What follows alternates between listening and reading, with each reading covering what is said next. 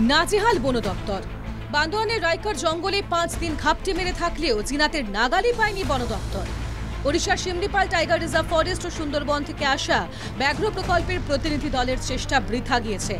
হুলাপাটি নামিয়েও কাজ হয়নি। বন দপ্তরের কর্মীদের নাকানি জোবানি খাইয়ে জিনাত পৌঁছেছে মানবাজার 2 নম্বর ব্লকের ডাঙ্গরডি বিটের পায়রা পাইসাগড়ার জঙ্গলে।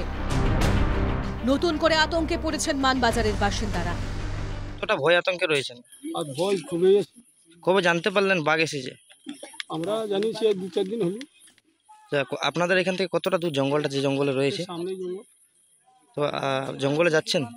না, আমরা যাইনি। এদিকে আমরা যাইনি। জঙ্গলে বাঘ বার হয়েছে, অথচ আপনি দেখছি জঙ্গলে গেছিলেন। কতটা আতঙ্কে আছেন? আতঙ্ক এখন খুবই। আমরা ছাগল, গৌ, মহিষ আমরা বন লিখতে পাচ্ছি না, যার জন্য আমরা বাধ্য হয়ে আমরা আতঙ্কই আমরা এই জঙ্গলে যাচ্ছি। খাবারের টোপ দিয়ে পাতা হয়েছে 5টি ফাঁদ। কড়া নজরদারি চলছে ড্রোন ক্যামেরায়। জঙ্গল ঘিরে ফেলা হয়েছে জাল দিয়ে। তারপরেও অধরা জিনাত। বাধ্য হয়ে হুলাপাটি নামিয়েছে বন দপ্তর। হুলাপাটির তাড়াতেই কি রাইকার জঙ্গল থেকে সরল জিনাত, উঠছে প্রশ্ন।